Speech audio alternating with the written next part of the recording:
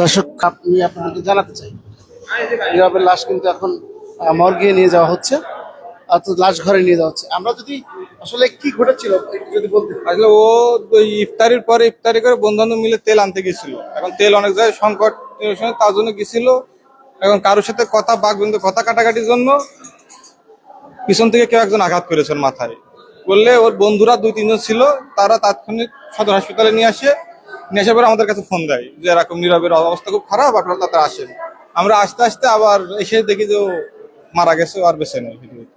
কোন তেল পাম্পে তেল আনতে গেছিল? এখন এখনো সঠিকভাবে বন্ধুদের সাথে আমাদের দেখা হয়নি। এখন ওরা যে ছিল সে নিচে গেছে পুলিশের কাছে, সে আসলে আমরা জানতে পারবো যে কোন তেল পাম্পে গেছে। এটা হচ্ছে আমার আপন ছোট খালাতো ভাই। ওর বাবার নাম কি, বাড়ি কোথায়? ওর বাবার নাম হচ্ছে আলিমুর রহমান, বাড়ি হচ্ছে 12 বাজার। 12 বাজার বাড়ি? জি জি, বাদুরগাছা। ও ঝিনাইদহে থাকে? জি জি, ও ঝিনাইদহে থাকে। প্রাথমিক অবস্থা কি শুনতে পেরেছেন কোন তেল পাম্প? না, প্রাথমিক অবস্থা আমরা এই মাত্র জানতে পারলাম, জেনে আমরা বাসা থেকে ব্যাপারী পাড়া থেকে আস্তে আস্তে শুনি যে আবার মারা গেছে। আচ্ছা আচ্ছা। নীরব এখানে কি করতেন? নীরব এখানে ফাস্টফুড 5-6 জন বন্ধু মিলে ফাস্টফুডের একটা দোকান দিছিল। এটা হচ্ছে গভর্নমেন্ট স্কুলের পাশে, ওই যে নতুন আপনার আলিয়াম এই মাদ্রাসার যে বিল্ডিংটা হয়েছে ওখানে সমতার সামনে। ওখানে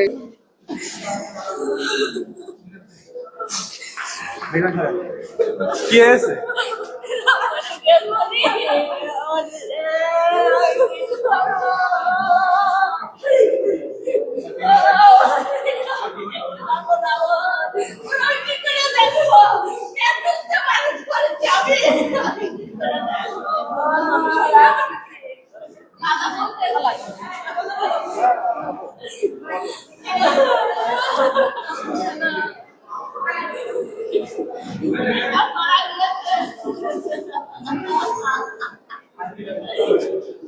হ্যালো, এটা তো শিওর যে আসলে উনি তেল আনতে যে ঝামেলাটা হয়েছে, এটা শিওর? জি, আমাদের যখন প্রথমে সদরে নিয়ে আসেন, মামা তখন ফোন দেয় আমাদের বাসায়, তখন বলছে আমি বাইরে আছি, আর নীরবের কারা মেরেছে বলে ফোন দিছিল, তেল আনতেছে, তোরা একটু তাড়াতাড়ি সদরে যা। আমরা তখন রেডি হয়ে তাড়াতাড়ি সদরে আসছি। পরে মামা আবার ফোন দিল যে নীরবের ফোন দিচ্ছে, তোরা একটু তাড়াতাড়ি যাও, কেউ নেই, 1-2 বন্ধু আছে শুধু। তখন আমরা মনে করেন যে তাড়াতাড়ি এসে কারোরই পাইনি, শুধু দেখি যে ওর লাশটা আছে। আর ওর যারা বন্ধু ছিল ওদের একজন শুনলাম যে পুলিশের সাথে মানে স্টেটমেন্ট দেওয়ার জন্য নিয়ে গেছে, দ্বিতীয় আর কারোকে আমরা এখন দেখতে পারিনি।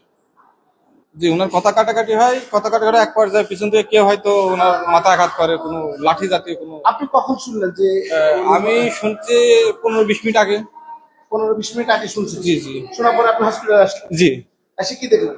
আমি এসে দেখলাম যে লাশ আছে, আর ওরা একটা বন্ধু ছিল ড্রেস করা, সেও হয়তো পুলিশের স্টেটমেন্ট দেওয়ার জন্য গেছে, পুলিশ ওনাকে নিয়ে গেছে যে কে কি ছিল বা কিভাবে কি হয়েছে। আচ্ছা, ওইগুলো আমরা জানার চেষ্টা করছি, এখনো সঠিকভাবে তথ্য পাইনি।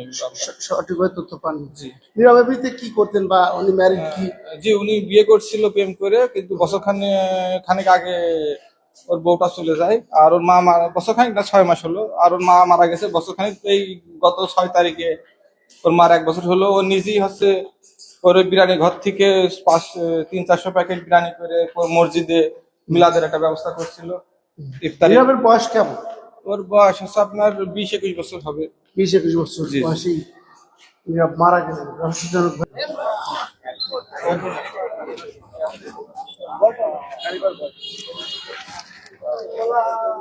আচ্ছা, এই নীরবের যে ঘটনা ঘটেছে ওই সময় উপস্থিত ওর সাথে বন্ধু কোনো কেউ ছিল এমন? ওনারা সবাই এখন আছে যে তেল পাম্পে অবস্থান করছে পুলিশের সাথে। কোন তেল পাম্প এটা? এই যে আপনার তাজ ফিলিং স্টেশন। তাজ ফিলিং স্টেশন বলতে? না, টার্মিনাল, বাস টার্মিনাল, কেন্দ্রীয় বাস টার্মিনাল তাজ ফিলিং স্টেশনের ঘটনা। হ্যাঁ, হারুন মিয়া।